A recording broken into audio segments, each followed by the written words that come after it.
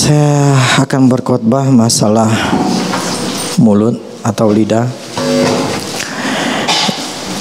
Ini berapa minggu yang lalu sih ya, ketika saya baca atau renungkan firman Tuhan, saya Tuhan bicara melalui ini. Jadi begini,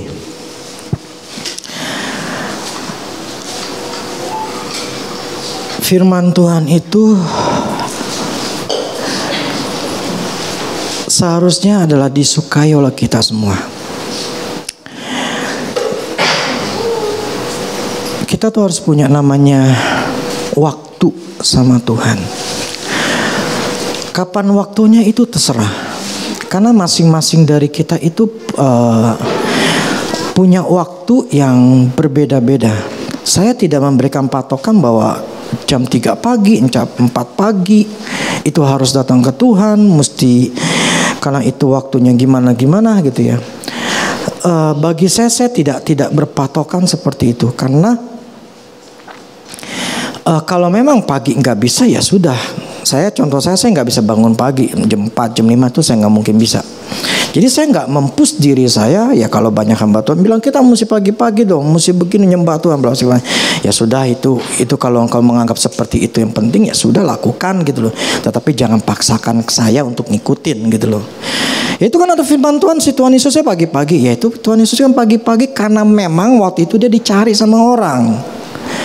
Dia pagi-pagi kan memang ambil siangan itu orang udah pada datang sama dia. Dia nggak punya waktu sama punya apa untuk doanya. Jadi dia pagi-pagi. Itu kan Tuhan Yesus. Ya kita harus cari contoh. Ya sudahlah, lu mau jadi contoh seperti itu nggak masalah gitu loh. Tapi jangan paksakan itu ke saya gitu loh. Karena itu bukan poinnya, jamnya. Tetapi adalah bagaimana pada waktu jam kita itu kita memang fokus, kita bisa punya di mana hati pikiran kita itu benar-benar tertuju sama Tuhan. Jadi bisa fokus pada saat itu. Ya kalau dulu contoh waktu saya masih anak-anak saya, waktu saya masih kecil, saya waktu mereka harus sekolah, dulu saya datang ke Tuhan tuh jam 10 jam 11 siang. Tapi Tuhan bisa ngomong sama saya. Di tahun 2005 itulah. Waktu itu anak saya sekolah di sini, jadi saya ke gereja nungguin sampai mereka selesai. Ya saya ke gereja, saya baca Alkitab, saya komunikasi sama Tuhan, dan saat itulah Tuhan ngomong sama saya.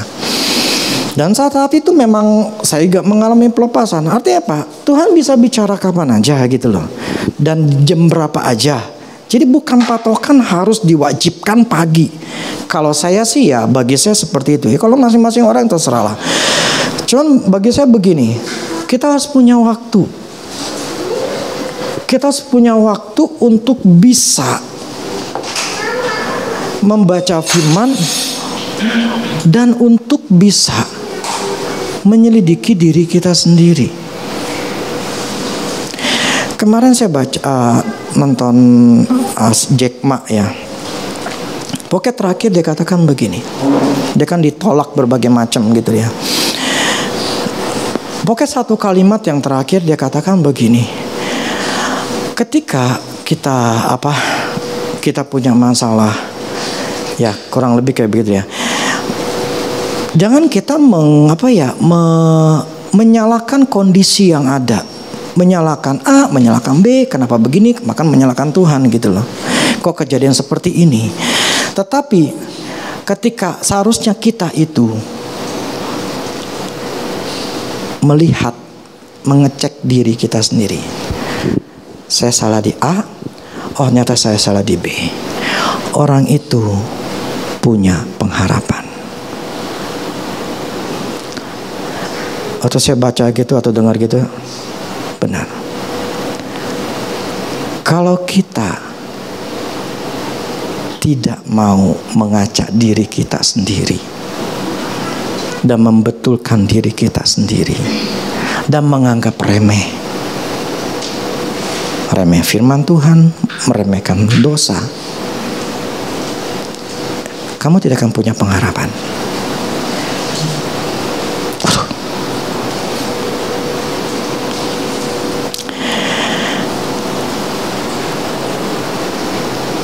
Artinya apa?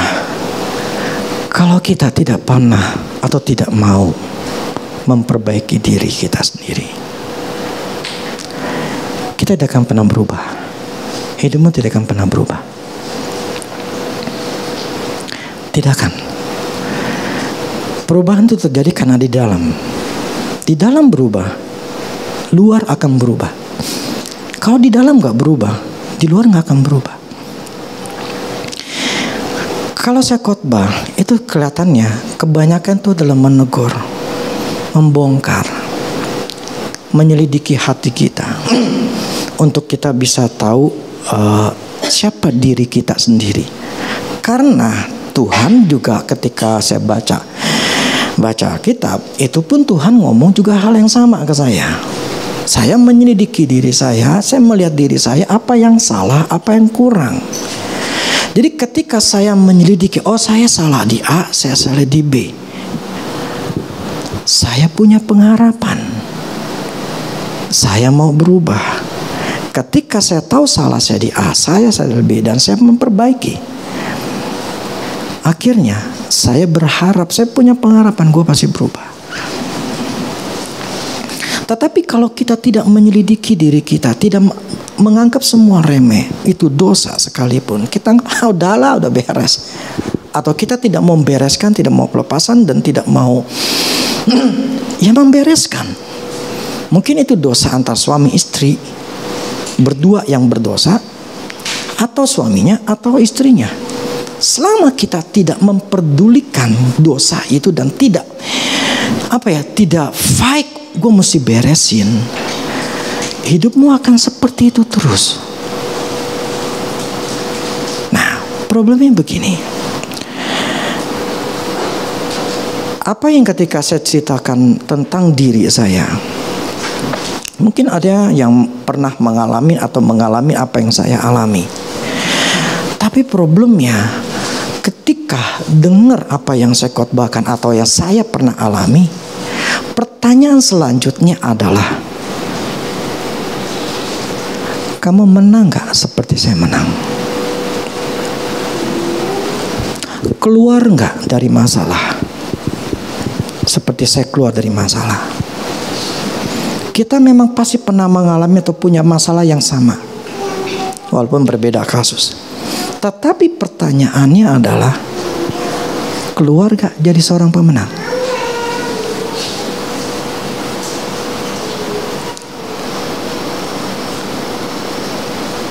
Bebas gak dari masalah? Jadi adalah percuma kalau cuma hanya mendengar tetapi tidak melakukannya. Begini,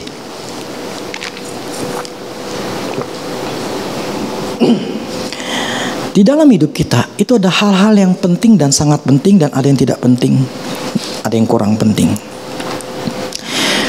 Itu kita bisa memilih masing-masing seperti apa. Nah, ketika tadi lagu pertama awal, lagu yang Kau Yang Terindah, itu lagu zaman dulu. Awal-awal saya khotbah tuh udah ada gitu. Jadi berapa puluh tahun yang lalu itu. Saya ingin katakan begini, saya nggak bisa lepas dari Tuhan. Gak mungkin saya lepas dari Tuhan. Saya mengatakan begini, sama seperti kalau saya napas saya nih, kalau saya berhenti sama Tuhan gitu ya, saya berhenti napas, saya mati gitu loh. Karena apa? Saya menganggap bahwa Tuhan itu udah sesuatu yang adalah pribadi yang sangat-sangat terlalu penting gitu loh. Kalau tidak, kalau saya nggak cari Tuhan, nggak ngandalin Tuhan, boleh katakan saya jadi mati gitu loh. Karena saya bisa merasakan bahwa ketika saya di luar Tuhan, saya habis gitu loh. Saya bisa habis gitu loh. Saya bisa dikerjain sama setan. Nah, yang saya ingin katakan gini loh, apakah Tuhan itu sangat luar biasa penting buat kita? Itu yang sangat menentukan hidup kita nanti seperti apa. Makanya di dalam 5 aspek kehidupan, nomor 1 itu adalah kerohanian. Uang itu terakhir, nomor 5. Yang pertama itu tuh kerohanian. 2 keluarga. 3 kesehatan. Kita nggak mungkin kerja kalau nggak sehat. 4 baru ada pekerjaan. Bentuk baru bisa menghasilkan uang. Itu yang terakhir. Jadi sebetulnya di dalam hidup kita, yang terutama, yang terpenting adalah Tuhan. Bukan hal yang lain. Kita semua butuh uang, kita butuh kerjaan, semuanya butuh. Tetapi ketika kita memegang Tuhan, mengutamakan Tuhan, hal-hal itu firman Allah katakan di Yohanes 3 itu bahwa segala sesuatu akan ditambahkan. Carilah kerajaan Allah dulu, yang lain itu akan ditambahkan. Yang lain akan ditambahin gitu loh. Tetapi Tuhan dulu, kerajaan Allah dulu. Jadi ketika ada kebenaran-kebenaran yang menusuk atau membuat kita sadar, ya wong coba diperhatikan gitu loh. Coba ditelaah, coba untuk diselidiki, coba untuk dibereskan gitu loh. Tujuannya adalah untuk kebaikan kita masing-masing. Supaya kita tuh mengalami namanya perubahan di dalam hidup ini. Kalau nggak, kita nggak akan mengalami perubahan. Sekarang saya udah berpikir saya akan keluar sebagai pemenang. Otak saya mengatakan saya akan jadi pemenang. Saya punya masalah dan saya akan katakan saya akan keluar jadi pemenang. Nah, kamu ngalamin seperti saya alamin. Pertanyaan, kamu keluar sebagai pemenang atau nggak di pintu itu? Atau kamu masih ada di dalam penjara itu, yang nggak bisa keluar-keluar, yang nggak bisa menang-menang? Nah, kenapa saya bicara apa yang terjadi dalam hidup saya? Tujuannya adalah Tuhan itu adil. Firman-Nya nggak pernah salah.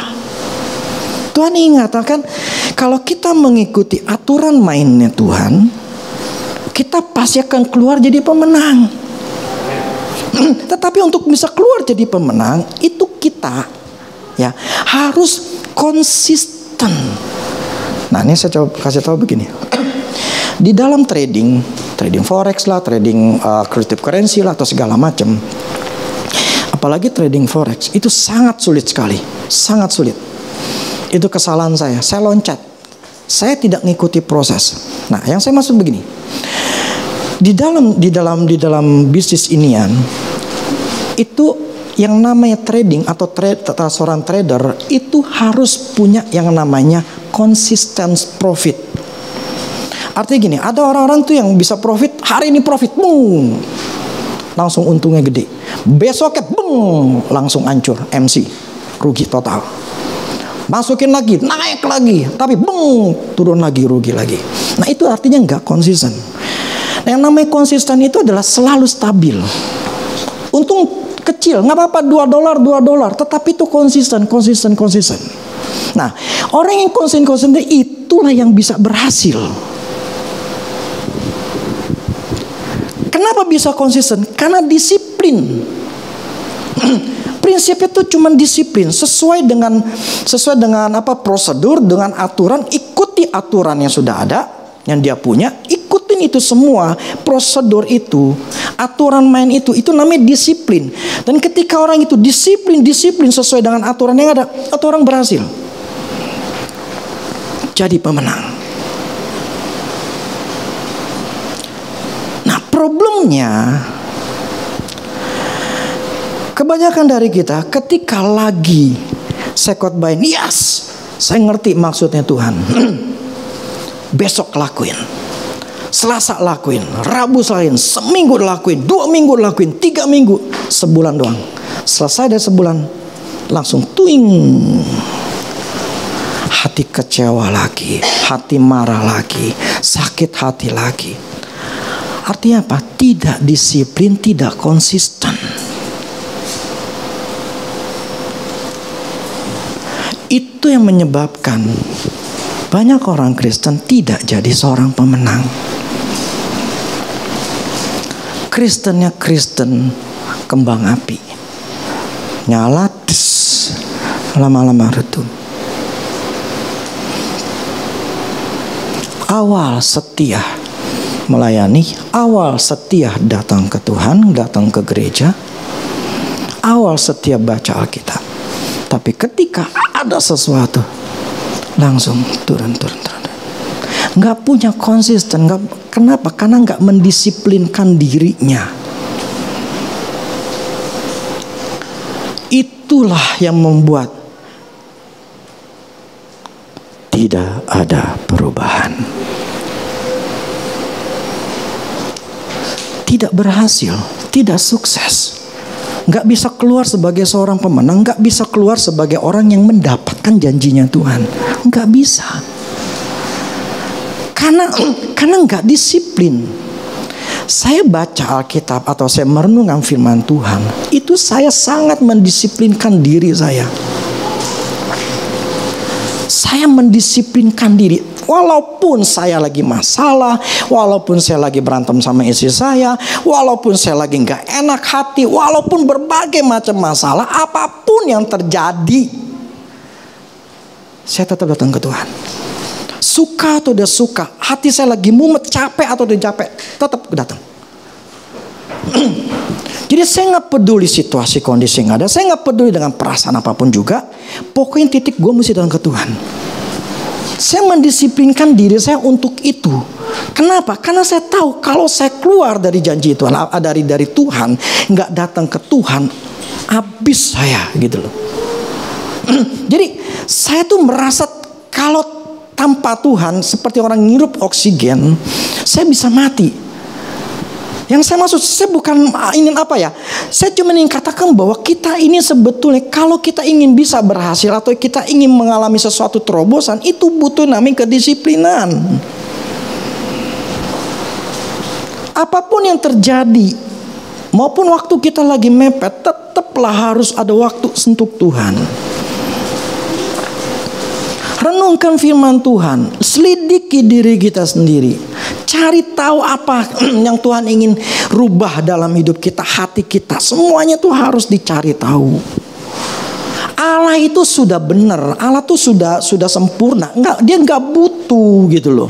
Kita nih yang butuh, dia nggak perlu dibetulin gitu loh. Allah nggak perlu dibetulin, kita nggak ngomong sama Tuhan begini-gini, nggak perlu. Kita yang mesti dibetulin. Saluran kita jelek, mana bisa sih dapat jawaban Tuhan? Ketidakpercayaan begitu kuat, mana bisa dapat janjinya Tuhan? Gak bisa. Karena memang ya passwordnya adalah iman. Gak ada yang lain. Mau dipaksain kayak nggak bisa. Tuhan tidak akan berbelas kasihan. Lu mau nangis-nangis, nunging-nunging, marah-marah, mukul-mukul, terus lukain diri, nggak akan merubah Tuhan.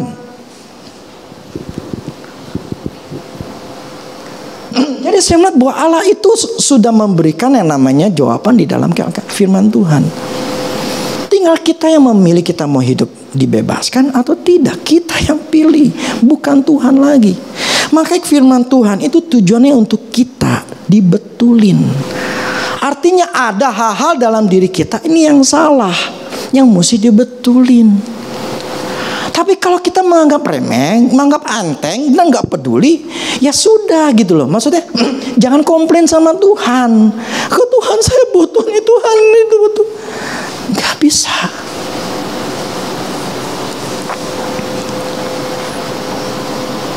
Saya mempertahankan, saya mendisiplinkan pikiran saya, mulut saya. Karena walaupun masalah belum selesai ya, masalah saya belum selesai, tapi saya sudah melihat bahwa saya akan jadi pemenang. Saya akan keluar jadi seorang pemenang. Kita semua punya masalah. Pertanyaannya adalah keluar nggak aja sebagai pemenang?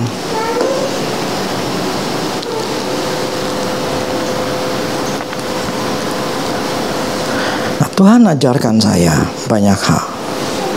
Yang kemarin-kemarin yang saya khotbahin itu semua apa yang Tuhan ajarin sama saya. Itu teguran-teguran yang Tuhan ngomong ke saya. Dan saya belajar untuk konsisten, untuk memegang itu semua. Walaupun masalah itu masih membayangi saya, tetapi itu tidak membuat saya menjadi lemah. Saya mendisiplinkan otak saya, mulut saya, untuk fokus sama Tuhan. Nah, ini yang saya ingin kita semua ngerti. Mau berubah hidup kita? Cek dirimu salahnya di mana.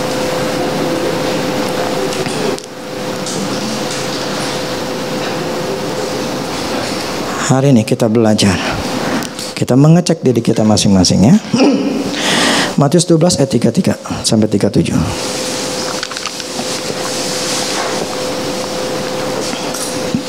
Saya kasih judul begini, apakah mulut saya bisa mengubah nasib saya? Matius 12 ayat 37. 33 sampai 37. Jikalau suatu pohon kamu katakan baik, maka baik pula buahnya. Jikalau suatu pohon kamu katakan tidak baik, maka tidak baik pula buahnya. Sebab dari buahnya pohon itu dikenal. Hai kamu keturunan ular beludak, bagaimana kamu dapat mengucapkan hal-hal yang baik, sedangkan kamu sendiri jahat? Karena yang diucapkan mulut meluap dari hati. Orang yang baik mengeluarkan hal-hal yang baik dari perbendarahan yang baik. Dan orang yang jahat mengeluarkan hal-hal yang jahat dari perbendarahan yang jahat. Tetapi aku berkata kepadamu, setiap kata-kata sia-sia yang diucapkan orang harus dipertanggungjawabkan pada hari penghakiman. Karena menurut ucapanmu engkau akan dibenarkan, dan menurut ucapanmu engkau akan dihukum. Oke, firman ini katakan bahwa pohon dikatakan baik ya terlihat dari buahnya. Maka selalu saya katakan, lihat orang itu dari buahnya, buah kehidupan dari orang itu. Saya bisa berkhotbah macam-macam, saya bisa melakukan mukjizat, saya bisa melakukan misalnya batu melakukan mukjizat segala macam, tetapi lihat aja buahnya. Jadi dari buahnya lah kita akan melihat nih orang seperti apa. Nah, di sini Tuhan katakan bahwa kalau orang yang baik akan ngeluarin yang baik. Ketahuan buahnya baik. Kalau orang itu jahat, ya keluarin dari hal yang jahat. Kelihatan dari buahnya. Jadi kita bisa melihat seseorang itu dari hal-hal yang keluar dan ada di luarnya gitu loh. Nah, ketika yang di luar itu kelihatan, itu menunjukkan ada yang di dalamnya seperti itu. Keadaan yang di dalamnya. Nah, keadaan yang di dalam itu apa? Hati. Karena dari hatilah itu muncul. Saya tanya Tuhan gini, sekarang gimana Tuhan? Mana yang penting atau asal mulai dari mana? Pikiran? Apakah dari pikiran?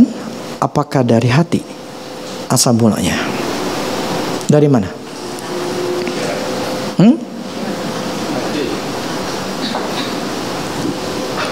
Dari hati. Karena Tuhan langsung ingetin saya begini,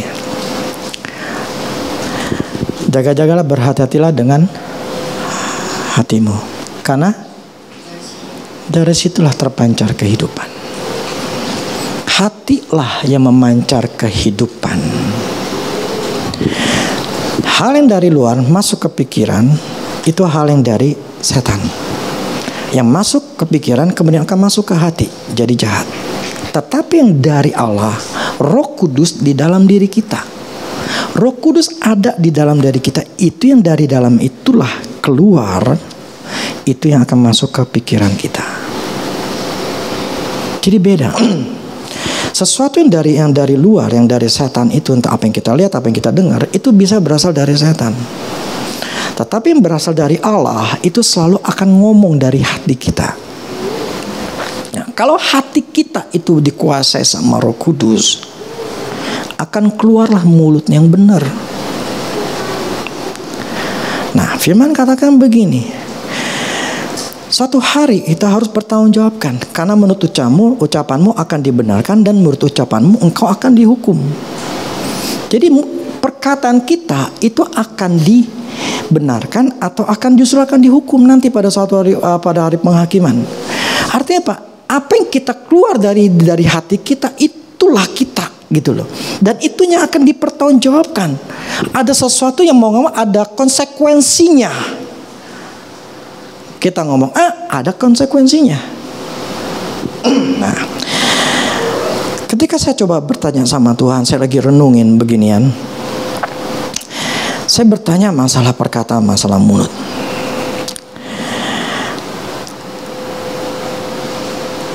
Saya tanya begini.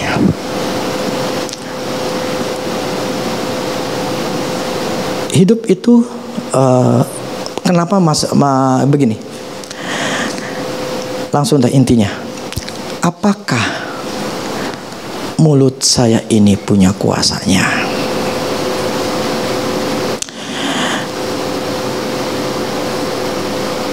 Apakah mulut ini saya punya power untuk merubah hidup saya? Maksud saya begini, bukankah Tuhanlah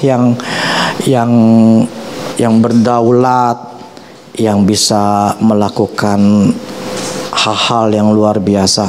Bukankah Tuhan yang mampu, yang merubah? Apakah saya bisa merubah diri saya, nasib saya, hidup saya lah? Apakah saya bisa merubah hidup saya? Susah. Apakah saya bisa rubah dengan melalui diri saya?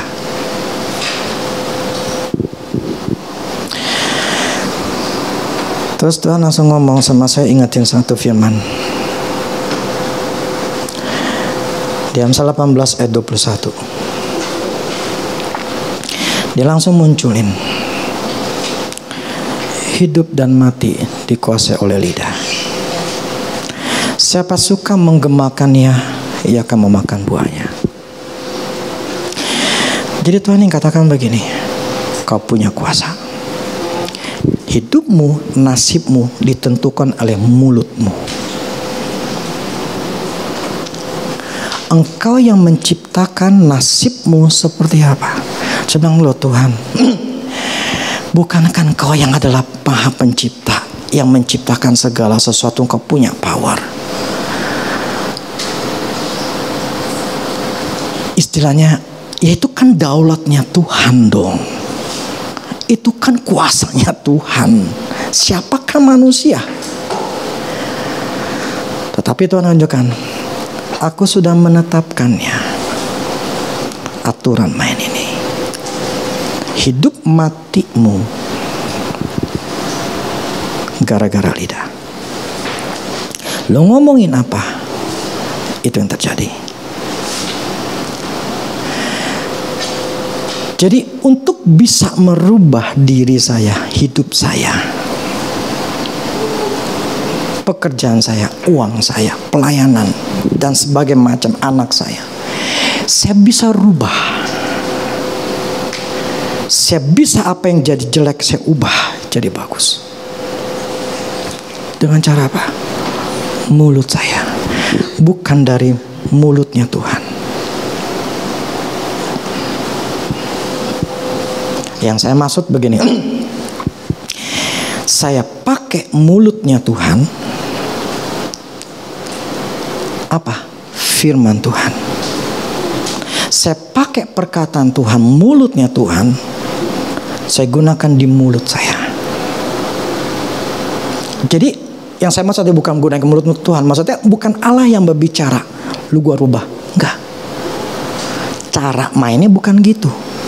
Cara mainnya adalah Tuhan melalui firman-Nya, lu pakai firman, lu rubah hidup lu.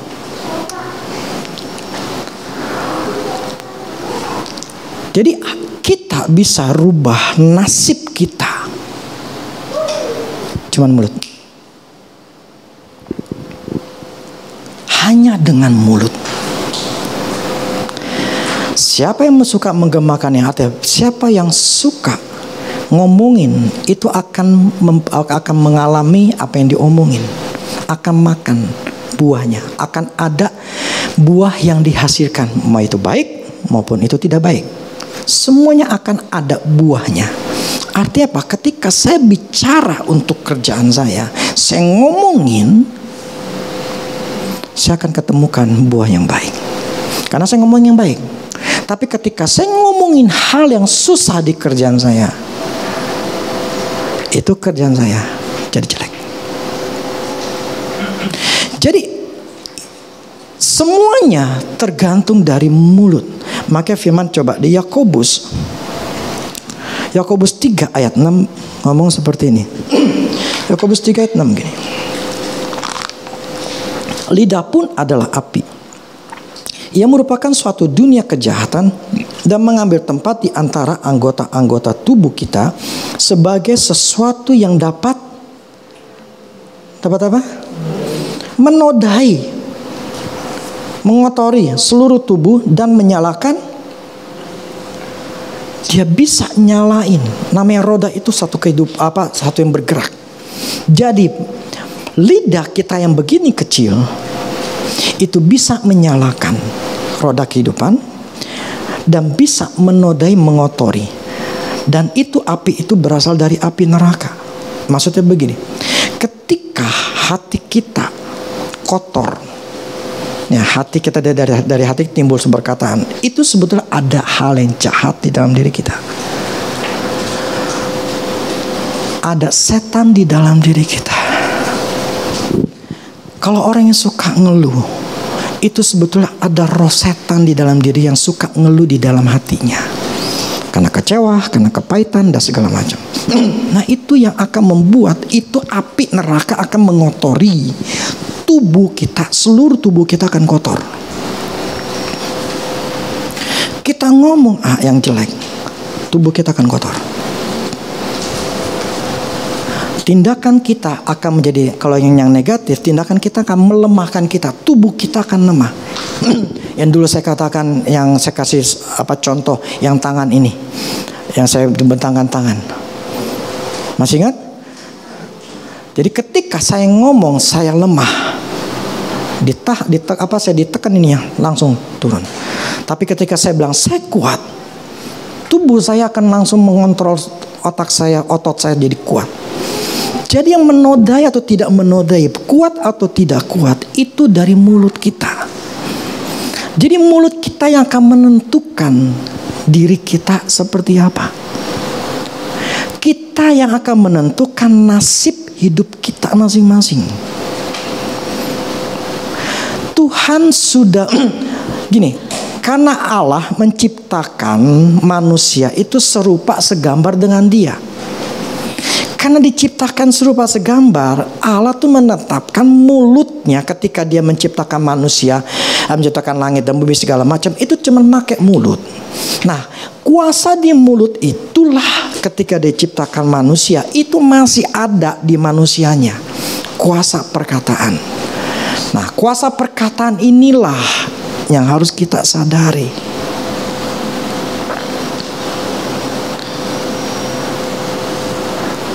1 Petrus 3 ayat 10.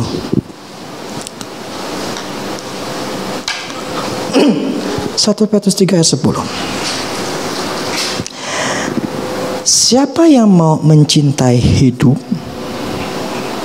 dan mau melihat hari-hari baik, ia harus menjaga lidahnya terhadap yang jahat, bibirnya terhadap ucapan-ucapan menipu atau ngebohong segala macam gitu. Siapa pengen dapat hari yang baik? Pengen melihat hari-hari yang enak, baik?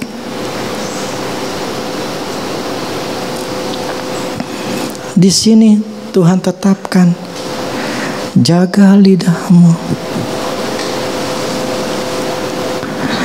Jadi hidup kita ditentukan oleh lidah kita. Nah, bagaimana lidah itu, perkataan itu keluar, itu tergantung dari hati kita. Hati kita baik, maka keluar pembenaran katanya yang baik. Hati kita jelek, perbendaharaan keluar katanya negatif. Orang yang kecewa pasti akan ngomong hal-hal yang negatif, ngeluh. Apakah kita bisa merubah nasib kita? Bisa.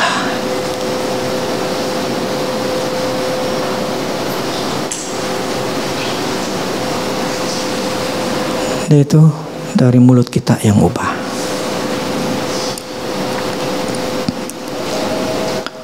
Ubah situasi kondisi yang ada dalam hidup ini. Seperti dulu saya kasih contoh. Ketika saya lagi baca di Yesaya itu. Kemudian yang di Yesaya 26 ayat 7. Jejak orang benar adalah lurus, sebab engkau yang merintis jalan lurus baginya. Sampai sekarang, ini dari bulan lalu, awal bulan atau bulan lalu deh. Sampai sekarang, saya memperkatakan ini. Jadi begini, saya khotbah, itu apa yang Allah ngomongin ke saya. Jadi Allah berbicara sama saya, dia negor saya, kamu begini gini gini. Itu remah buat saya. Yang saya omongin ini contoh apa yang Tuhan ngomongin ke saya. Tetapi itu milik saya. Maksudnya itu remah yang Tuhan berikan sama saya. Yang saya maksud adalah kita masing-masing harus punya remah. Harus masing-masing punya apa yang Tuhan omongin. Yang saya berkhotbah hanya memberikan contoh. Makanya orang itu bisa berubah atau tidak berubah bukan karena datang ke gereja. Bukan karena dengerin apa yang saya khotbahkan di YouTube. Bukan.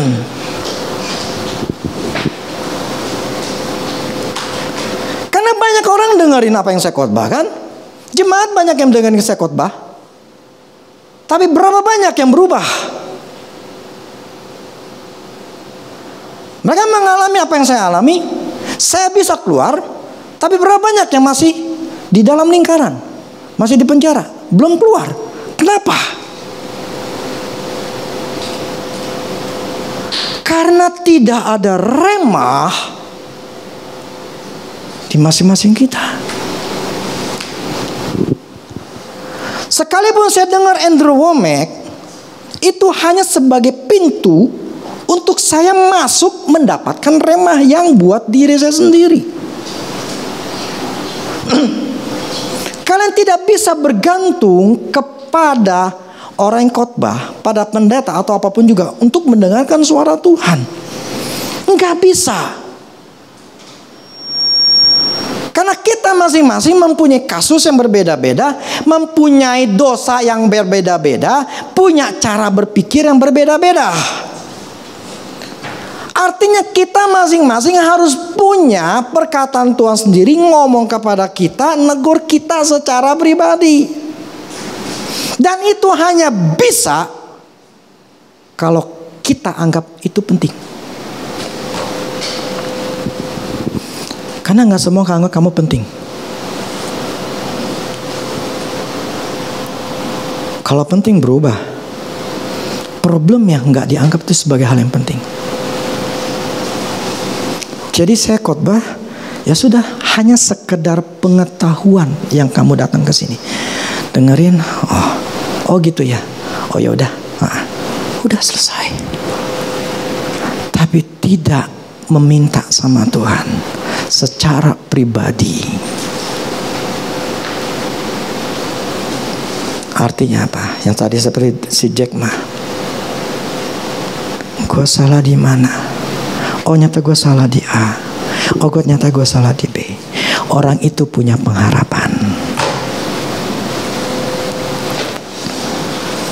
Tapi kalau kita nganggap semuanya sebagai pengetahuan, tidak menyelidiki diri sendiri, kamu tidak punya pengharapan. Oh seharusnya kita berharap kepada Tuhan. Betul, berharap kepada Tuhan itu betul. Tapi problemnya Tuhan berharap sama kamu untuk berubah. Lah kalau Tuhan lihat engkau kamu nggak berubah, gimana bisa berharap?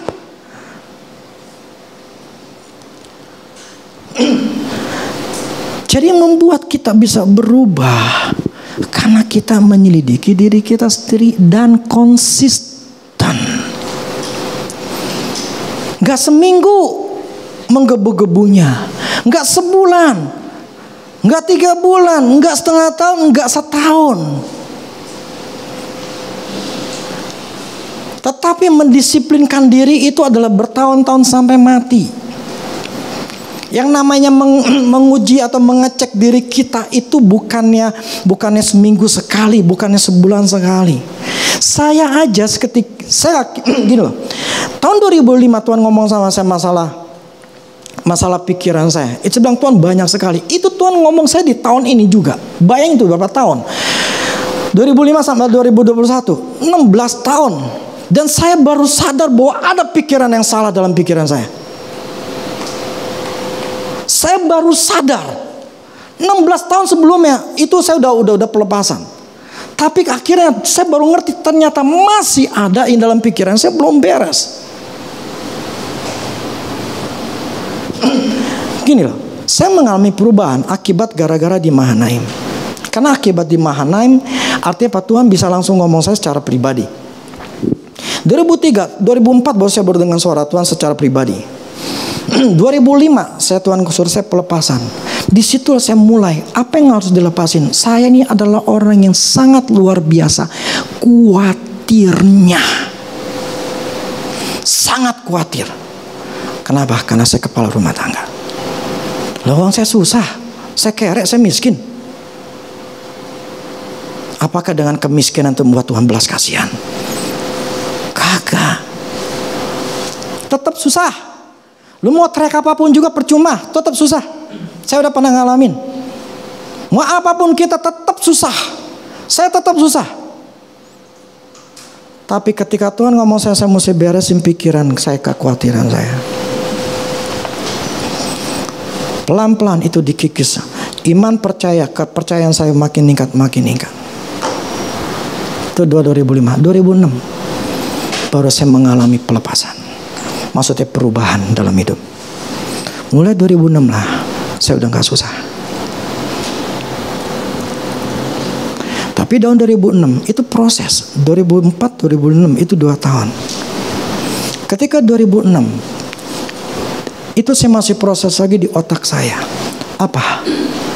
Takut gagal. Wah, itu setengah mati. Saya udah gagal itu udah 5 kali. Saya harus berubah dulu. Pakai perubahan tuh di dalam bukan di luar. Ketika saya mengalami perubahan bertahun-tahun berubah, saya harus ngalamin perubahan. Baru 2010 terbuka lagi. Dibongkar lagi sampai. Kenapa? Bukannya Tuhan gak mau kasih, kagak. Otak saya belum nyampe.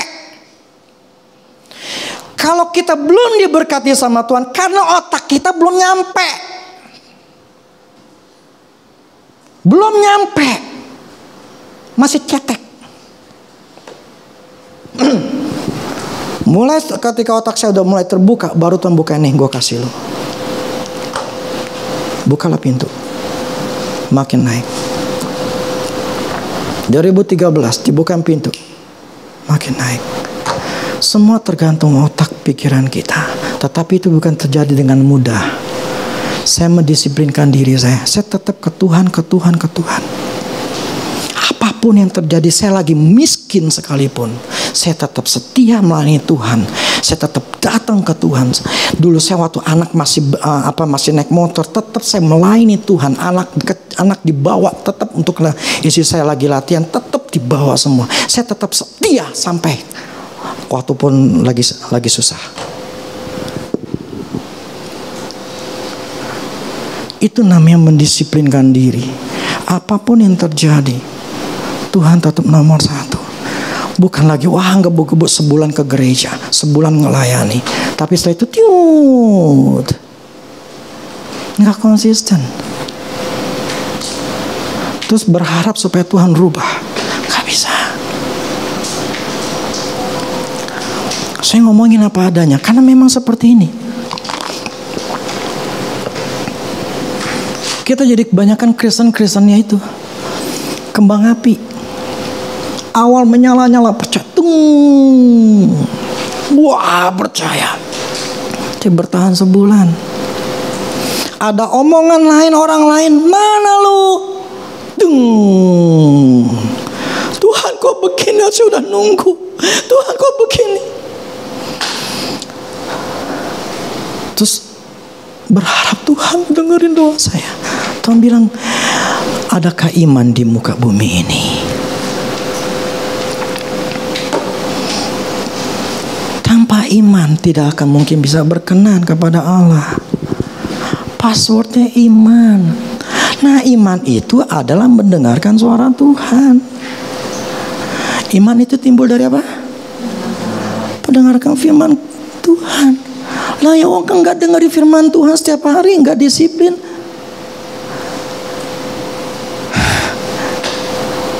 Terus berharap supaya dapat tetap punya iman, ini nggak bisa.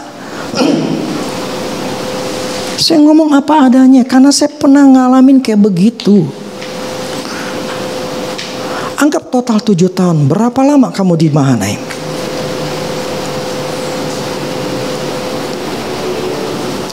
Apakah sudah 7 tahun kau sudah melamar kepelepasan, pembebasan?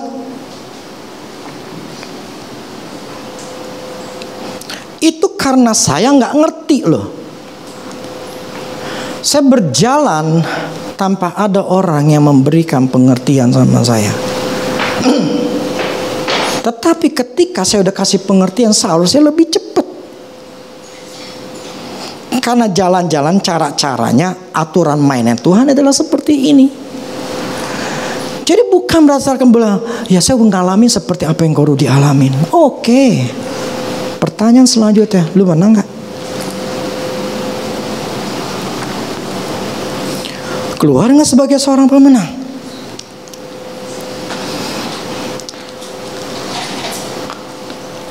Kita yang memutuskan, yang merubah nasib kita bukan Tuhan lagi. Tuhan sudah tetapkan nasib kita tuh nasib yang baik. Amin. Rencana Tuhan ada rencana yang luar biasa, yang baik, yang bagus. Tetapi itu hanya rencana Tuhan. Tetapi kalau untuk kita masukin ke sana, yang nentuin kita. Mulut kita yang harus bisa merubah. Maka saya ngomong, ketika saya lagi jalan di perumahan, saya katakan, jalan aku ini orang benar. Jalanku itu lurus.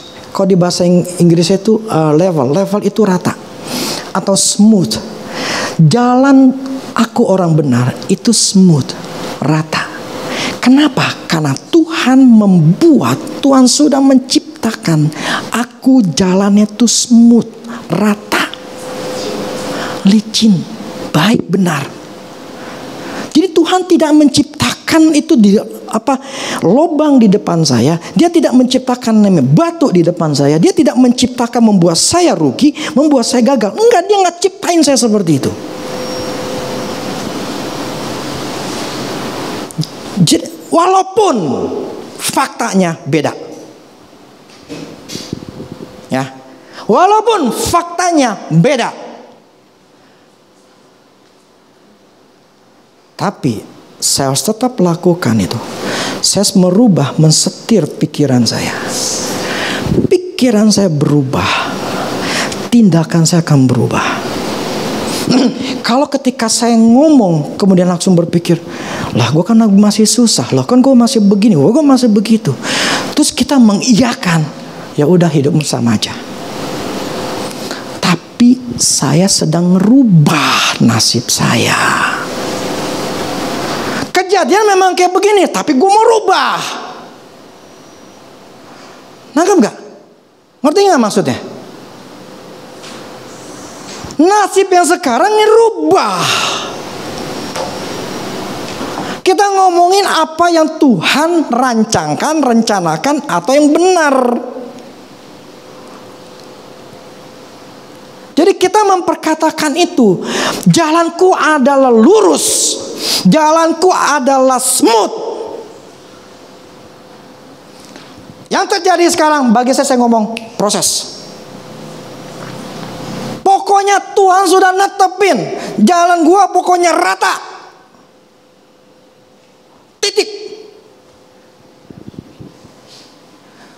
kita harus sampai di level di mana itu tidak ada keraguan.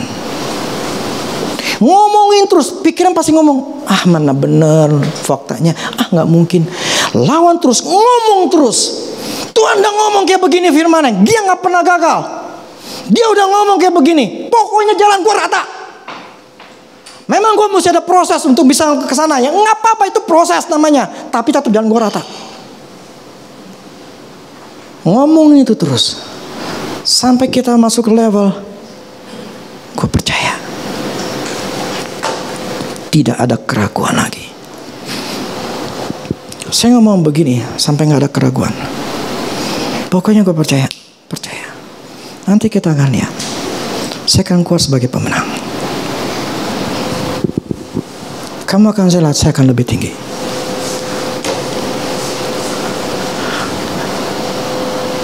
Kenapa? Karena saya percaya firman. Saya percaya firman Tuhan yang ngomong seperti itu. Bukan saya yang ngomong, Tuhan yang ngomong. Kesuksesan terjadi karena Yosua 1 ayat 9, 7 sampai 10 lah kurang lebih.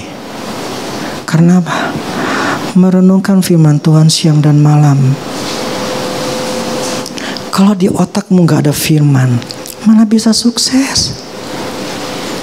Kalau otakmu cuma khawatir, marah, bingung, mana bisa sukses? Makanya Tuhan beresin otak kekhawatiran saya waktu dulu. Itu lama, beberapa tahun. Makanya kemudian tahun 2006 lah saya baru bisa diberkati. Tuhan tuh nunggu saya, otaknya udah keluar belum nih ketidakpercayaannya, kekhawatirannya. Kalau udah keluar, udah lepas, nah berkat itu terbuka. Yang ngalangin itu ya, dulu saya pernah cek di alam rohnya, kita khawatir di alam rohnya ya, kita khawatir itu tercipta tembok persis di depan diri kita. Itu ada tembok. Jadi kekhawatiran menciptakan halangan. Makanya kalau Tuhan katakan tidak menambah hasta, memang gak nambah hasta loh. Yang mau orang di depan kita ada tembok, gimana mau ngelangkah? Orang ada depan tembok, nggak menambah hasta. Satu hasta tuh nggak nambah. Kenapa kita ini udah ada tembok, nggak berubah. Tuh, kenapa dulu saya tuh ya waktu awal tuh tahu dunia roh, jadi saya coba ngecek macam-macam. Saya dunia roh tuh hanya sebagai alat, sebagai apa, buat pengetahuan doang gitu loh. Tetapi yang nomor satu tetap firman Tuhan. Firman Tuhan tetap nomor satu. Itu cuma sebagai penunjang. Sama kalau trading tuh indikator gitu loh.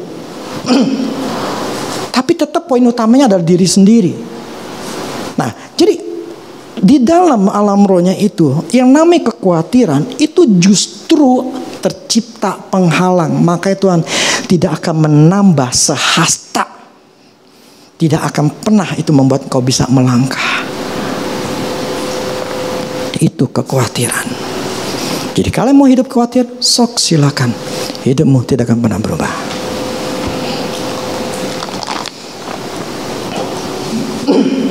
Bagi saya begini, firman Tuhan sudah taburkan. Hidup kita masing-masing yang nentuin. Lo mau susah, lo mau lebih bagus, itu kita masing-masing. Makanya tadi saya katakan, rema harus kita punya masing-masing. Saya khotbah hanya memberikan contoh, tetapi secara pribadi kita harus punya. Makanya tidak boleh bergantung kepada manusia. Semua harus kita punya rema masing-masing. Karena kita punya hidupnya masing-masing. Kita harus tahu kasus kita masing-masing. Maka Allah yang ngomong sama saya, ini buat diri saya sendiri. Saya khotbahkan ini buat diri saya sendiri. Nah, buat masing-masing ini beda. Carilah sendiri sama Tuhan. Nah, cari sendiri sama Tuhan, ketemu, dapat, lakuin, bebas. Selama kita tidak mau ngelakuin dan menganggap ini semuanya enteng, menganggap semua udahlah biasa aja, tidak mencari tahu, menganalisa lagi dosa apa yang harus dibereskan, dan menganggap itu udah selesai. Faktanya seperti apa? Maka dari buahnya lah kamu akan dikenal. Pohon yang baik akan menghasilkan buah yang baik. Pohon yang tidak baik dia menghasilkan tidak baik. Artinya kita nggak bisa menipu orang lain dengan buah, karena buah kita masing-masing akan terlihat. 5 aspek kehidupannya yang saya maksud buahnya. Kerohanianmu, kau semakin setia atau justru semakin malas meninggalkan Tuhan demi pekerjaan, meninggalkan pelayanan demi apapun juga? Apakah itu engkau bertumbuh? Kedua, buahmu apa? Keluargamu, suami, istri, anak-anak, bagus semua nggak? Pinter nggak? Bermasalah nggak? Berontak nggak? Buahmu akan terlihat dengan situ. Anakmu sehat atau enggak? Yang ketiga, kamu sehat nggak? Penyakitan nggak? Kamu ngandelin firman Tuhan nggak? Maksudnya firman Tuhan ada nggak di kesehatanmu? Atau kamu penyakitan? Yang keempat, kerjaan. Buah pekerjaanmu makin bagus apa enggak? 5, buah dari kehidupan kamu. Kamu menghasilkan keuangan atau enggak? Atau semakin susah? Itu enggak bisa ditipu.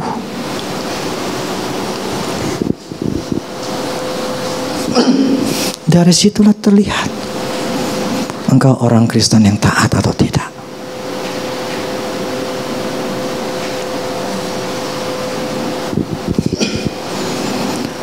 Saya ngomong ini bukan menghakimi. Saya ngomong ini untuk kita menyelidiki diri kita sendiri. Kalau belum 5 buah ini belum ada, ya wong tahu diri gitu loh. Selidikin gitu. Gue dosanya apa lagi nih yang belum beres? Pikiran gue apa lagi yang belum beres? Gue mesti beresin nih. Itu tujuan saya berkhotbah adalah supaya kita semua berubah. Ini sekarang hari ini kita belajar mulut perkataan kita. Berubahlah mulut ini. Ubahlah nasibmu. Bukan yang kau perkatakan adalah perkataan keluhan, mengeluh. Kerjaan lah, mengeluh inilah, mengeluh itu. Bukan, ubah. Fakta yang ada kamu ubah. Anak yang bermasalah ubah. Keuangan bermasalah ubah. Semua diubah-ubah pakai mulut. Hidup matimu dikuasai oleh lidah. Hidup mati kita, tadi firman katakan, kalau engkau ingin menikmati hari-hari yang baik, kalau engkau ingin melihat hari yang baik, engkau enjoy nikmatin hari yang baik, jagalah perkataanmu. Kalau sekarang hari itu lagi jelek, ubahlah. Ubah kondisi yang ada. Bukannya melawan, bukannya marah, tapi ubah, ngomong.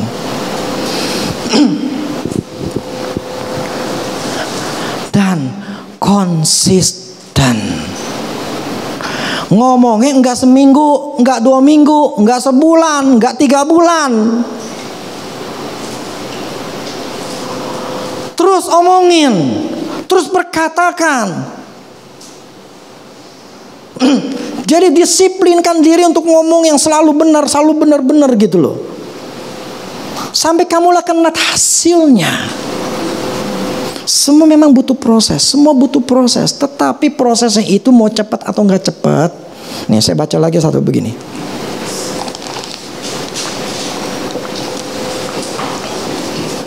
Saya tanya, kalau pohon ubi berapa lama prosesnya bisa jadi menghasilkan ubi? Tahu nggak berapa lama? Berapa bulan? Sekitar 3 bulan ya. 3 sampai 6 bulan. Kalau toge berapa lama? Semalam kan? Nah, kalau pohon tomat berapa bulan? Hah? Anggaplah 2 bulan 3 bulan. Nah, pertanyaan saya gini, kalau durian bisa 5 tahun. Maksudnya apa? Yang namanya dari biji ya ditanam sampai menjadi sebuah pohon plus menjadi buah itu butuh proses. Artinya apa? Untuk kita ingin mendapatkan buah yang bagus, ya, entah kerjaan kita, buat anak kita, suami kita, atau apapun juga, itu untuk bisa dapat buah yang bagus, itu mesti dipelihara dan tahu prosesnya.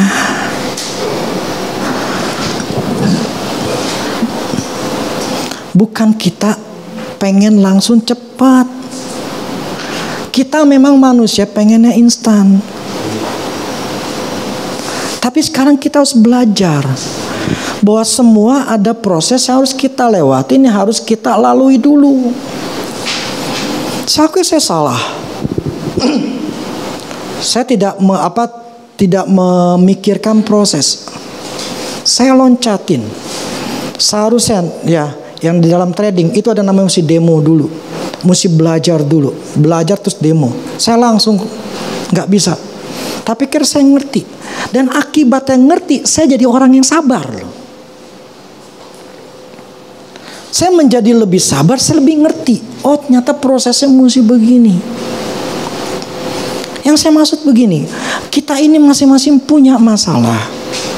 Sekarang nanamlah bibit firman Tuhan di kerjaan kita atau di tempat itu. Nah, peliharalah itu, peliharalah terus dengan mulut kita ngomongin yang benar gitu loh. Nah, biar itu prosesnya kita nggak tahu berapa lamanya, tetapi kalau kita tetap mempertahankan iman kita terus bertahan sampai suatu hari jebol dapat buahnya. Maka itu saya katakan dapat buah itu kita keluar sebagai pemenang.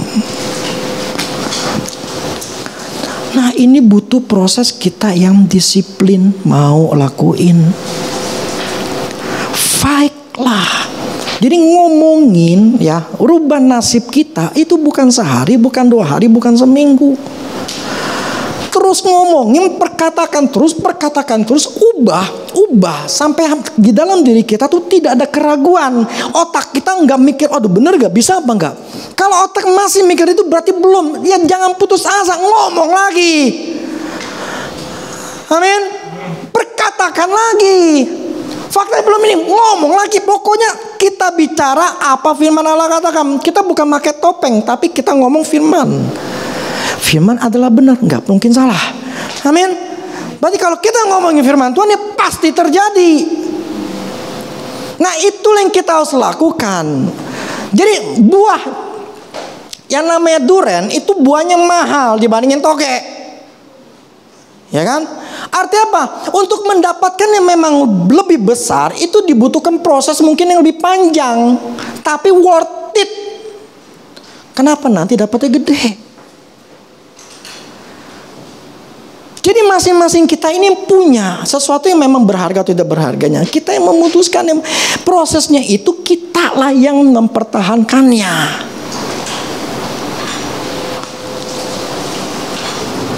Amin. Belajar. Sekarang ubah nasibmu dengan perkataan. Maka harus punya waktu sama Tuhan. Kita di naik motor. Ya kalau perjalanan jauh, saya dengerin loh khotbah di YouTube. Saya dengerin sampai kedengaran, walaupun ya saya mesti gedein karena suara di luar. Saya dengerin. Atau saya di mobil, itu pun saya dengerin. Saya menjaga otak saya, ya, menjaga pikiran saya itu dalam keadaan tetap on sama Tuhan. Tujuannya apa? Supaya saya nggak keracunan gitu loh. dengan hal-hal yang negatif. Saya harus mempertahankan. Jadi saya mendisiplinkan diri saya untuk supaya tetap gue pengen dapat janjinya Tuhan. Makanya berhubungan sama Tuhan itu seperti napas. Kalau enggak napas mati. Artinya kalau gue nggak berhubungan sama Tuhan, gue mati gitu loh. Itu saking kita butuhnya Tuhan. Karena apa? Dia tuh kasih kita kehidupan.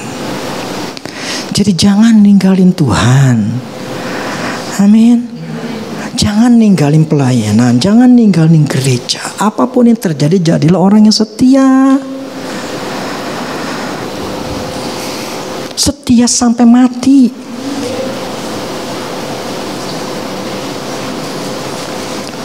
Apapun yang terjadi, tetap setia sampai mati.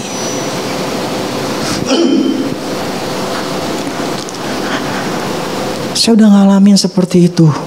Hal-hal yang gak enak, tapi saya tetap setia. Saya gak bisa gak ngelainin Tuhan, karena memang itu Tuhan taruh di dalam hati saya.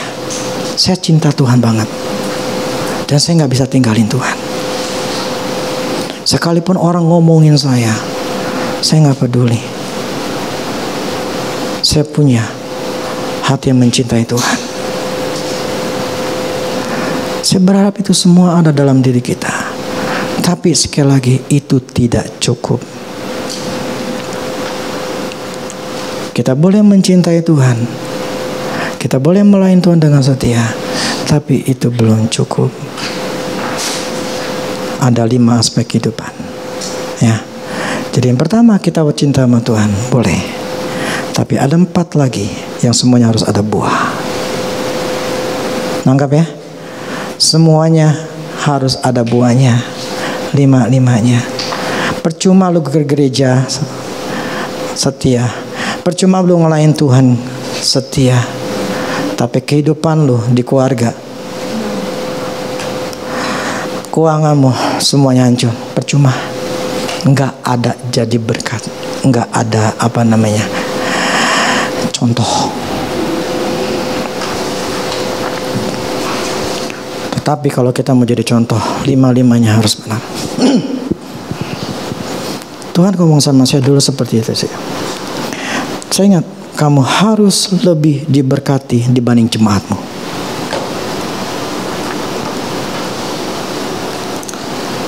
Itu sebuah tantangan. Saya harus lebih dari jemaat. Apa aja, bukan cuma masalah uang. Semuanya harus lebih. Lah iya dong, yang namanya leader pasti harus lebih. Ya pemimpin harus punya semuanya. Lalu gimana bisa ngebagiin kalau lu gak punya? Artinya apa? Saya harus punya semuanya dan lebih. Bukan berarti saya adalah menyombongkan diri, kagak. Tetapi itu sesuatu tuntutan. Makanya kalau guru, dikatakan guru kan lebih besar tuntutannya. Karena memang saya harus lebih. Kenapa tujuannya supaya harus lebih? Saya harus lebih diberkati secara keuangan dari jemaat. Lah ya wong, supaya saya nggak ngarepin sama jemaat.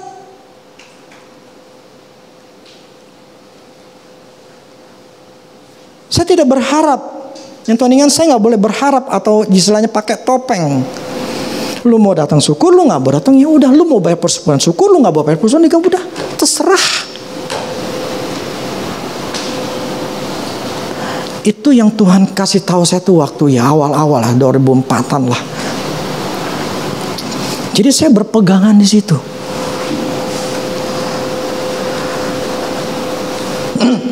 Nah, hari ini kita belajar rubah mulutmu. Walaupun susah, rubah mulut. Amin. Tentang apapun juga. Tentang apapun juga. Ubah nasibmu. Ubah nasibmu. Ya, yang bisa ubah siapa? Diri sendiri atau Tuhan? Diri sendiri bersama Tuhan. Karena bersama firman ya baru kita bisa. Tanpa firman tidak akan pernah bisa. Ya ingat ya. Tanpa firman tidak akan pernah bisa. Maka cintailah firman Tuhan. Karena firman Tuhan katakan adalah kehidupan. Dia adalah terang. Dia kehidupan. pegang firman Tuhan. Amin. Amin. Jadi mulai hari ini ciptain. Makanya kenapa di alam roh kita gampang mudah menciptakan. Dulu saya nggak gitu ngerti, cuman waktu awal-awal. Dalam nama Yesus, api. Di alam roh api. Di tangan saya. Terus saya katakan dalam nama Yesus, api makin besar. Besar. Pas saya ngomong itu makin besar. Makin besar. Tapi juga namanya bola api. Bola api. Di situ saya ngerti, itulah mulut itu saya bisa berkuasa menciptakan apapun yang ada di dalam alam roh. Kalau saya katakan saat ini pedang roh tercipta dalam nama Yesus. Sudah ada. Saya bisa memerintahkan namanya malaikat. Karena memang malaikat firman Allah katakan seperti itu memang buat bagian kita. Dan dikatakan firman Allah katakan malaikat itu di bawah kita. Saya bisa merintah malaikat. Karena memang firman yang ngomong seperti itu, bukan saya. Firman ini, maka saya pindah ke dalam Yesus. Malaikat Uriel datang. Datang. Karena firman yang ngomong seperti itu. Malaikat Kerub datang. Ada. Nah, hal seperti itu gitu. Jadi dalam mulut kita itu punya kuasa, kemampuan. Tinggal kita sadar nggak, ngerti nggak? Atau kita, aduh, ada nggak ya? Gue ngomong ada nggak ya? Ada nggak ya? Ya nggak ada jadinya. Harus ngomongin dengan yakin. Kalau belum yakin, ngomongin terus. Sampai kalau kita tuh memborbardir ketidakpercayaan. Sampai kita, oke, gue yakin gue bisa. Makanya saya dengan yakin di mimbar ini saya katakan, saya keluar sebagai pemenang. Saya akan lebih naik lagi dibandingin dulu. Kenapa? Karena saya sudah bisa ngelihat. Fakta beda, tapi saya melihat dengan iman saya bisa. Iman saya mata, ya moral aturan yang saya katakan, saya lihat di ujung saya, di ujung sana, gue bisa begini.